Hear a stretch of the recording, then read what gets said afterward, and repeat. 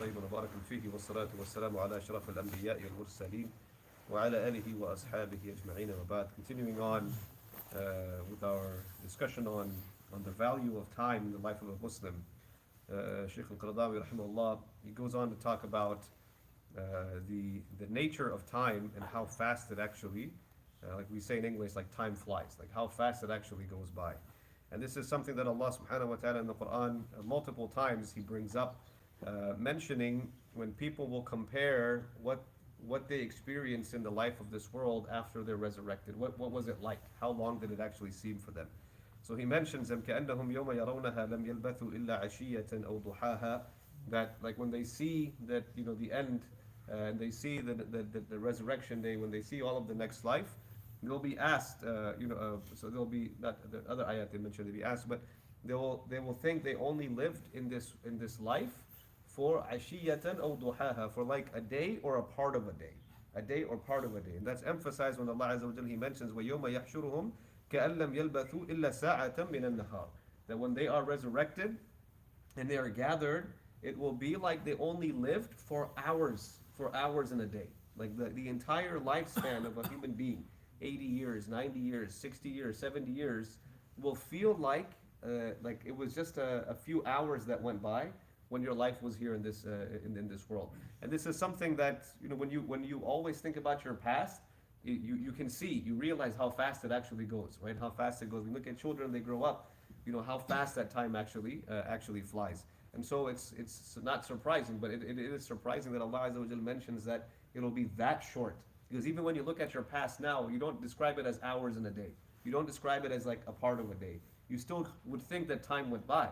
But there's something about what you will see on the day of resurrection, the experience you will have before you're asked that question, that you will experience that, compared to what you're experiencing there, the life of this world was merely just the passing of a few hours. Al-Hasan al-Basri rahimahullah, he has a quote when he says, ما من يوم ينشق فجره إلا وينادي يا ابن آدم أنا خلق جديد وعلى عملك شهيد فتزود مني فإني إذا مضيت لا أعود إلى يوم القيامة.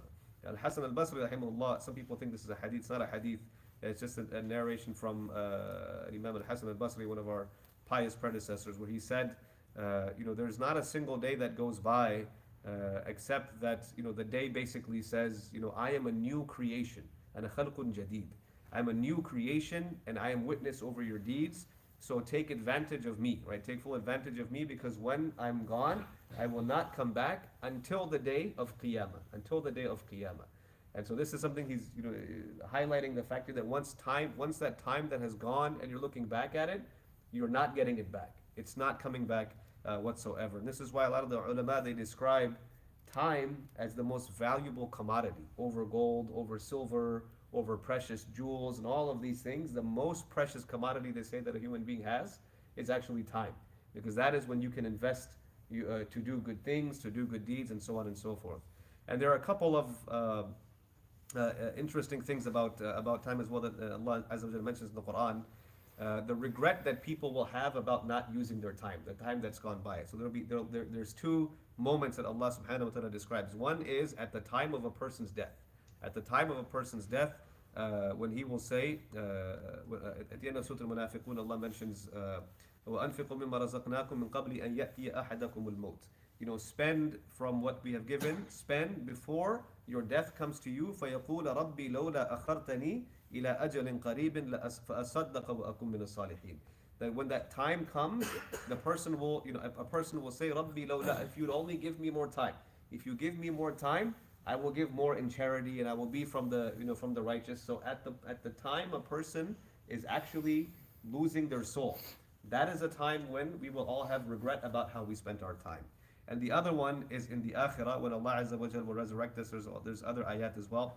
رَبَّنَا أَخْرِجْنَا نَعْمَلْ صَالِحًا غَيْرَ الَّذِي كُنَّا نَعْمَلْ. Allah, they will ask Allah, after even the people, after they have entered the hellfire.